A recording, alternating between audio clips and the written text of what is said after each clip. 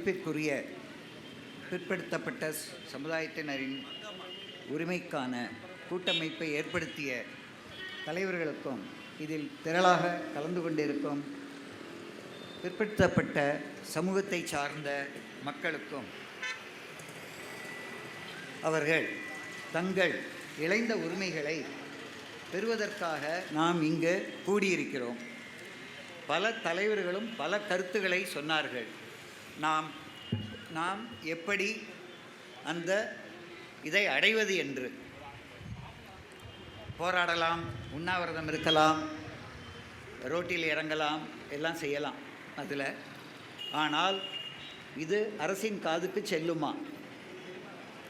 ஏனென்றால் எனக்கு வந்த தகவல் படி, இன்று கிடைத்த தகவல் படி, வாக்கு வங்கி அரசியல் உங்கள் எல்லாருக்குமே தெரியும். வாக்கு வங்கி அரசியல் தான் நிர்ணயிக்கிறது. இந்த நாட்டில், ஜனநாயக நாட்டில் வாக்கு வங்கி அரசியல் தான் நிர்ணயிக்கிறது. நாம் இங்கே தெளிவாக போட்டோம், அரசியல் பக்கம் செல்ல மாட்டோம் என்று போட்டுவிட்டோம். நாம் அரசியல் செல்ல வேண்டாம். நாம் சொல்லுபவர்கள், நம் கை காட்டுபவர்கள் செல்லலாமே. ஏனென்றால் நாம் நினைப்பது நடக்க வேண்டும் என்றால் ஒன்று ஆளும் வர்க்கம் முடிவெடுக்க வேண்டும், அல்லது அதிகார வர்க்கம் முடிவெடுக்க வேண்டும். ஆளும் வர்க்கம் வாக்கு வங்கியை தான் நிலைநிறுத்தி செல்லும். ஏனென்றால் அவர்களுக்கு அரசியல் பதவி தேவை. அதிகார வர்க்கம் பாவம், மத்தளம். இந்த பக்கம் நம்ம அடிப்போம், அந்த பக்கம் அவங்க அடிப்பாங்க. ஆகவே அரசு என்ன சொல்லுகிறதோ அதை தான் செய்வார்கள். இதில் என்ன பரிதாபம் என்றால், ஆளும் வர்க்கத்தில் 60% நாம் தான் இருக்கிறோம், அதிகார வர்க்கத்திலும் நாம் தான் இருக்கிறோம்.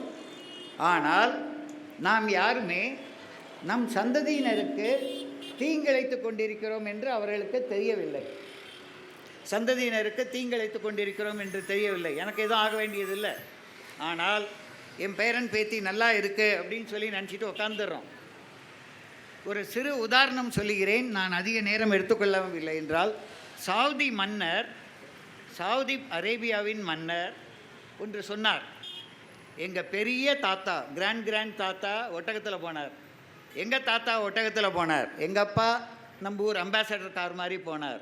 நான் ரோல்ஸ் ராய்ஸில் போகிறேன், இப்போ தான் முக்கியம்.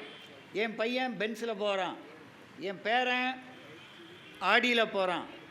அப்படி என்று சொல்லி கடைசியில் என்னுடைய கிராண்ட் பேரன் ஒட்டகத்தில் போகிறான். அப்படி என்று ஒரு சுழற்சியை நாமே உருவாக்கிறோம். இது நல்லதா என்று தயவு செய்து யோசனைத்து பாருங்கள். நம்ம ஆண்ட சமுதாயம், நம்ம தான் ராஜா அப்படின்னு நம்ம பெருமை பேசிக்கிட்டே இருந்தோன்னா நமக்கு பின்னால் குழி தோண்டிகிட்டே இருக்காங்க. அதை தயவு செய்து உணர்ந்து கொள்ளுங்கள். இங்கு வந்திருக்கும் அனைத்து சமுதாய தலைவர்களுக்கும் ஒரு வேண்டுகோள், பணிவான வேண்டுகோள். இக்கூட்டம் முடிந்தவுடன் தலைவர்கள் மட்டும் ஒருங்கிணைந்து இந்த தேர்தல் வருகிறது, சென்னையில் ஒரு மாபெரும் கூட்டத்தை உருவாக்குவோம் அரசுக்கு. ஏனென்றால் எனக்கு கிடைத்த தகவலின்படி வாக்கு வங்கிக்காக ஒரு தனிப்பட்ட சமுதாயத்திற்கு 10% ஒதுக்கப்படும் என்றால் அப்போ நமக்கு எவ்வளோ? 140%க்கு எங்கெங்கே இருக்குது எடுத்து கொடுக்கறதுக்கு? இந்த நிலையில் சென்றால் இப்பொழுதே 80 to 89 நீங்கள் பார்த்தீங்கன்னா வாக்கு வங்கிக்காக சமுதாயத்தில், அதாவது என்னென்னா, பிரிட்டிஷ் ராஜ் நம்மை மத ரீதியாக பிரித்தார்கள்.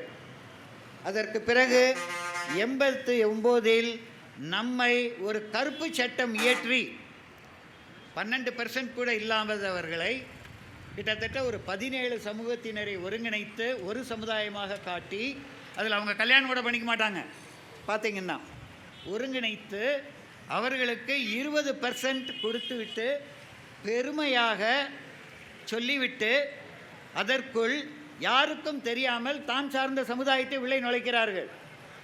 இதில் எவ்வளோ பேருக்கு தெரியுதுன்னு தெரியல.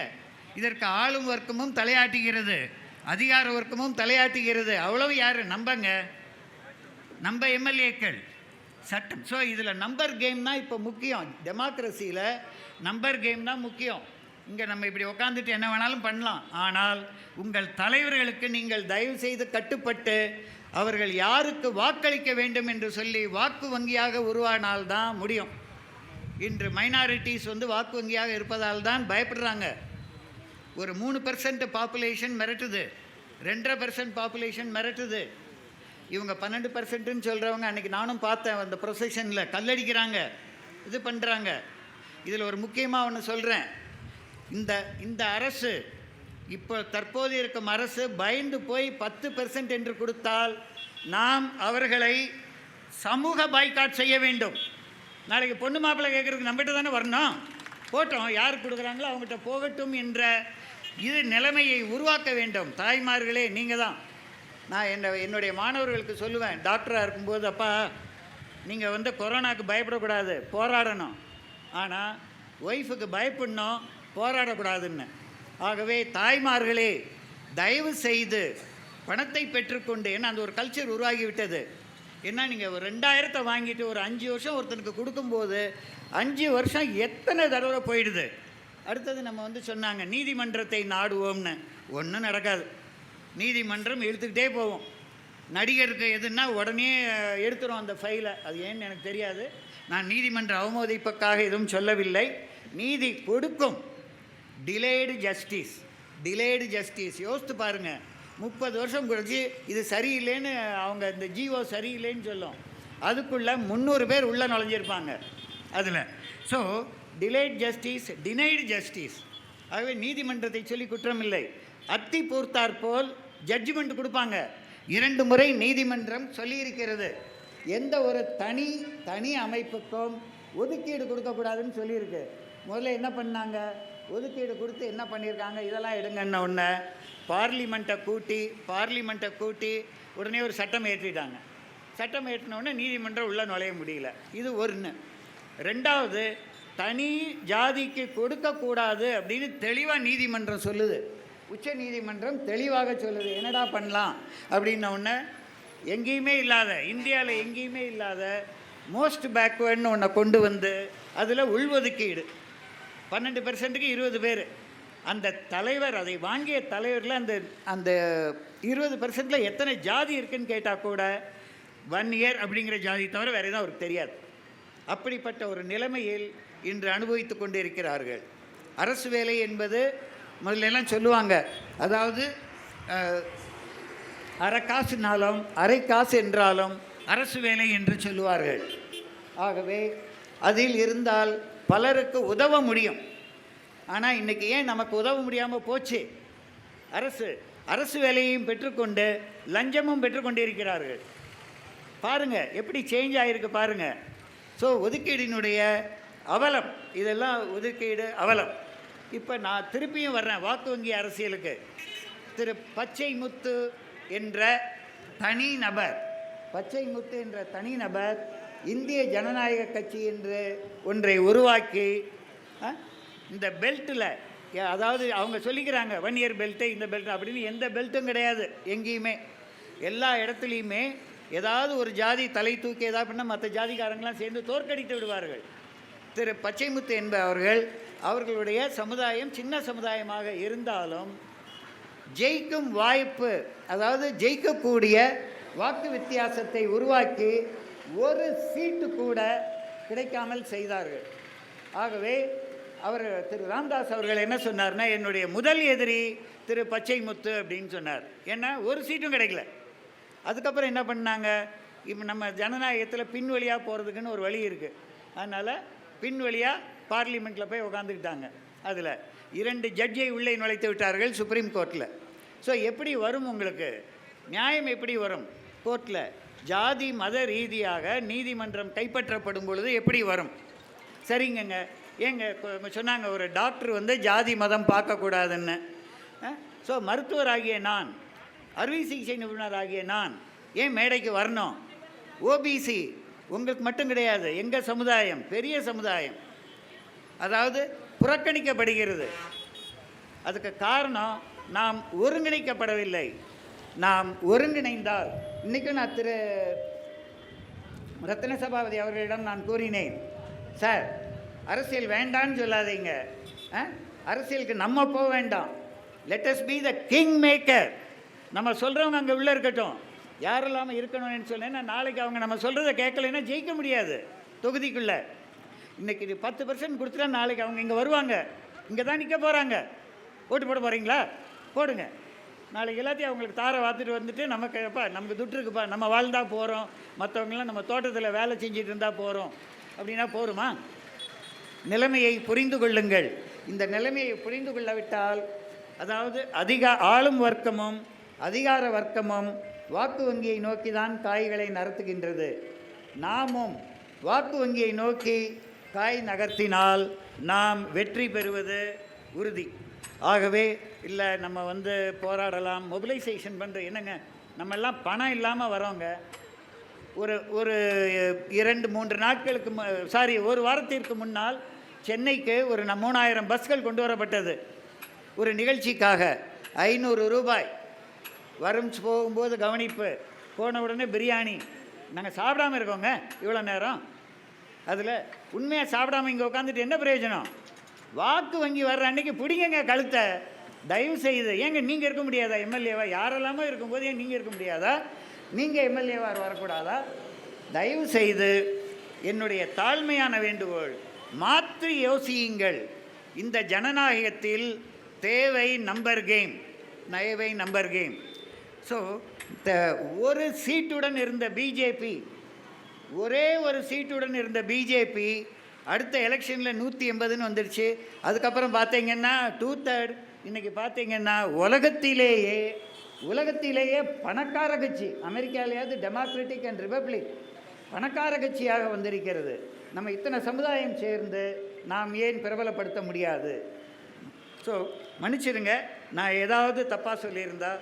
ஒரு அமைப்பு அரசை மிரட்டி 20% வாங்கியது என்றால், இப்பொழுது 10% தனியாக ஒரு ஜாதி மட்டும் வேண்டும் என்றால், தமிழ்நாட்டில் எவ்வளோ ஜாதி இருக்குது? கிட்டத்தட்ட 300 ஜாதி இருக்குது. எங்கே கொடுப்பாங்க? அதனால் நாம் இதை யோசிக்க வேண்டும். ஜாதி சமயமற்ற சமுதாயம் வேண்டும் என்று ஒரு பக்கம் சொல்லுகிறோம், மத சார்பற்ற நாடு என்று இன்னொரு பக்கம் சொல்லுகிறோம். ஆனால் இங்கே அரசே ஜாதிகளை பிரித்து, நம்மளை பிரித்து வாக்கு வங்கிகளை வேணால் அவங்க எப்படி ஓட்டு போட போகிறாங்க? நம்மளில் பாதி பேர் போட்டாலும் ஜெயிச்சிருவாங்க. இந்த பாதி பேர் வாக்கு கூட கிடைக்காது என்ற நிலையை ஓபிசி உருவாக்க வேண்டும். என்னுடைய தாழ்மையான வேண்டுகோள் அரசு அலுவலர்களுக்கு நான் ஒரு அரசு உத்தியோகமாக இருக்கும் பொழுது பக்கத்து மாநிலமாகிய கர்நாடகத்தில் ஓபிசி அமைப்பு இருக்கிறது. இங்கே நம்ம இதில் கிடையாது. தயவு செய்த அரசு அமைப்புகள் நீங்கள் பாருங்கள், எஸ்சி எஸ்டிஸ்னா வார்டில் எல்லாமே இருக்குது, பணம் இல்லாததே இல்லை. ஆனால் அதை அவங்க ஒரு இதை வச்சு ஒருங்கிணைகிறாங்க. நாமும் அரசு அலுவலர்கள் ஓபிசின்னு ஒருங்கிணைங்கன்னா நிச்சயம் நம்ம என்ன 17B சார்ஜஸ் போட்டுடுறாங்க. இவர் ஒரு உதாரணம் சொன்னார். அதாவது பேக்வேர்டு சீனியாரிட்டின்னு கொடுத்து, நானும் என் நண்பரும் ஒரே இதில் படித்தவர்கள். ஏங்க நான் கவர்னராக பிறந்தது ஏன் தப்பாங்க? அதுவும் கிருஷ்ணர் பிறந்த பாருங்க, நான் அதை பெருமையாக நினச்சிட்ருக்கேன் அதில். ஆனால் நான் கவர்மெண்ட் சர்வீஸ் போகணுன்னா எனக்கு ப்ரமோஷன் வர வேண்டிய நேரத்தில் என் மேல் 17B சார்ஜஸ் உருவாக்கப்படுகிறது. என் மேலே இல்லை, என் நண்பரில். நான் அதுக்கெல்லாம் வாய்ப்பே கொடுக்கல, அது வேறு விஷயம். ஆனால் உருவாக்க முடியும். இப்போ நான் நீங்கள் சர்வீஸில் இருக்கீங்க, உங்களுக்கு நான் உருவாக்க முடியும். நான் உங்கள் ஆஃபீஸராக வந்தேன்னா, ஏன்னா உங்களை பேனல் உருவாகும். சும்மா சீனியாரிட்டி படிலாம் கொடுக்க மாட்டாங்க. அந்த பேனலில் உங்களை கீழே தள்ளிவிட்டு உங்களுக்கு பின்னால் அவன் ஏற்கனவே அவுட் ஆஃப் டைம்ஸ் ப்ரமோஷனில் மேலே வந்திருப்பான் உங்களுடைய ஜூனியர். இப்போ அவன் பேனலில் அவன் மேலே கரப்ஷன் சார்ஜஸ் இருக்கும். இருந்தாலும் அதை ஒதுக்கி வச்சு போட்டு அவன் ப்ரமோஷன் ஆகி மேலே வந்தோடனே அவன் என்ன செய்வான்? முதல்ல உங்களை தானே பிடிப்பான். அவங்க மேலே 17B சார்ஜஸை போட்டு உங்களை வீட்டில் உட்கார வச்சுருவான். அவ்வளோதான், நீங்கள் காலி. அதுக்கப்புறம் நீங்கள் முட்டி மோதி எங்கே உங்கள் சமுதாயத்தை சார்ந்தவர்கள் எங்கே இருக்காங்க அப்படி இப்படின்னு தேடி வரதுக்குள்ளே விடிஞ்சு போயிடும். யதார்த்தமான உண்மை, எலெக்ஷன் வருகிறது. சும்மா நம்ம அவங்க சொன்னாங்க இவங்க சொன்னாங்கன்னெலாம் தயவு செய்து பார்க்காதீர்கள். குலம் கோத்திரம் பார்த்து நீங்கள் சமுதாயத்தினர் நாம் ஒருங்கிணைந்தால் பிரளயத்தை ஏற்படுத்த முடியும். ஏனென்றால் 12% இருக்கிறவங்க சாதிச்சாங்கன்னா நம்ம 60% இருக்கும் மக்கள் அந்தந்த தொகுதியில், எந்த தொகுதியில் யாரை நிறுத்தினா ஜெயிப்போம். சமுதாய தலைவர்கள் அந்தந்த தொகுதியில் இருக்கிறவங்க முடிவு பண்ணுங்க. நீங்கள் சொன்னால் உங்கள் மாமன் மச்சான் ஓட்டு போட மாட்டாரா? பெருங்கட்சிகள் தோற்கடிக்கப்படும். வேண்டாம், இண்டிபெண்ட்டாக 10 பேர் உள்ளே போட்டுமே. அப்புறம் ஒரு சினிமாவில் காட்டுற மாதிரி ஒரே ஒரு சத்யராஜ் மாதிரி ஒருத்தர் வரமாட்டிங்களா? உங்களை வச்சாதான் முடிவுன்னு வரும். அப்போ என்ன வேணும்னு கேட்பாங்க. எங்களுக்கு முதலமைச்சர் பதவியை கொடுங்கன்னு கேளுங்க, அவ்வளோதான், காலி கொடுத்துருவாங்க உங்களுக்கு. ஏன்னா அவங்க மற்றவங்க வர முடியும். தயவு செய்து நான் இங்கு வந்திருப்பவர்கள் நமக்கு அரசியலே வேணான்னு சொல்ல வேணாம், நம்ம அரசியலுக்கு போக வேண்டாம்.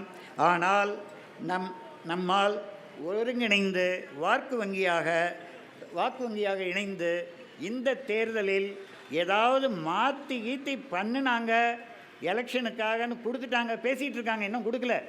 நம்ம எப்படி ரியாக்ட் பண்ணுறோங்கிறத பொறுத்து தான். இதெல்லாம் பார்த்தாலே இன்னும் பயப்படுவாங்க. ஏன்னா கோயம்புத்தூரில் எலெக்ஷனில் நிற்க முடியாது. நம்ம 3 சமுதாயம் சேர்ந்தாலே காலி, எந்த தொகுதியிலையும் ஜெயிக்க முடியாது. நான் எடுத்து வச்சுருக்கேன் ஸ்டாட்டிஸ்டிக்ஸு. நான் தாழ்மையாக வேண்டிக் கொள்வதெல்லாம் சமூக தலைவர்கள், பிற்படுத்தப்பட்ட சமூக தலைவர்கள் என்னிடம் நீங்கள் எவ்வளோ இருக்கீங்கிறது உங்களோட என்கிட்ட தெரியும்.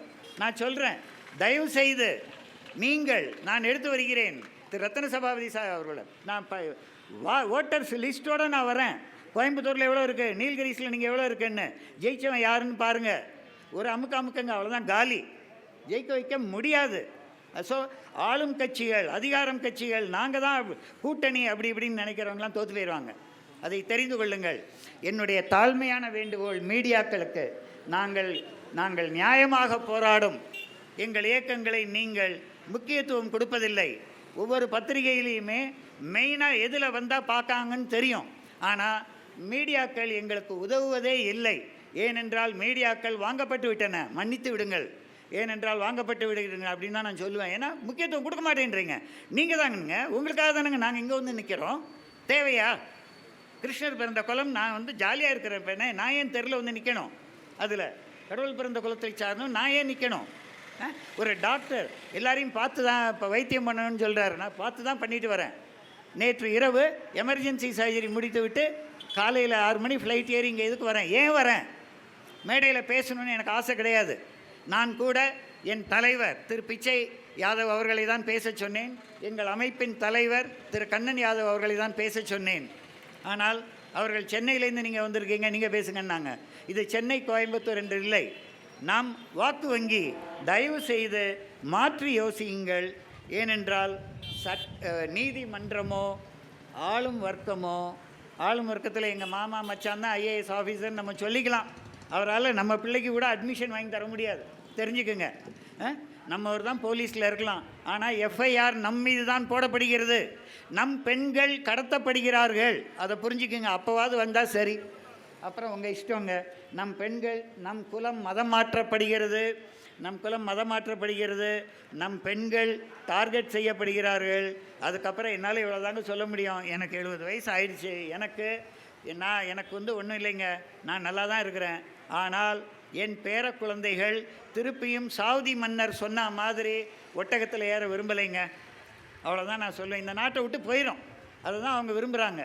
இப்போ நீங்கள் பார்த்தீங்கன்னா எல்லா வீட்லேயும் பாதி பேர் அமெரிக்கா, மிடில் ஈஸ்ட்டு, இங்கிட்டுன்னு போயிடும். தமிழ்நாட்டில் இன்றைக்கி சேர் போட்டுக்கிட்டு இருந்தாங்க. நான் பார்த்தேன் யார் சேர் போட்டுக்கிட்டு இருந்தாங்கன்னா, நம்ம தமிழன் யாரும் இங்கே கொண்டு வந்து சேரை போடலை, இது பண்ணலை. அதை புரிஞ்சுக்குங்க. அப்புறம் தமிழ்நாட்டில் தமிழன் இருக்க மாட்டான். நம்ம சொல்லிக்கலாம் வேணால், கோவை தாங்க எங்கள் ஊர், எங்கள் குலதெய்வம் ஊருன்னு நம்ம அமெரிக்காலேருந்து வந்து பார்த்துட்டு போகலாம். இதை நான் வருத்தத்துடன் பதிவிடுகிறேன்.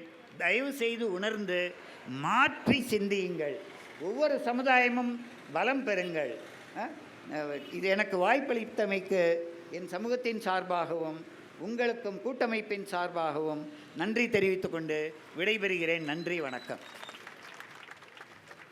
இப்போ பேசின டாக்டர் திரு காந்தையா ஐயா அவர்கள் ஒரு சீனியர் சர்ஜன், ஒரு efficient senior surgeon, Chennai Isabella ஹாஸ்பிட்டலில் one of the important stakeholder. அவர் உண்மையான ஆதங்கத்தை வெளிப்படுத்தினார். அவரோட ஆதங்கத்தை நம்ம எல்லாம் புரிஞ்சுக்கணும். நன்றி.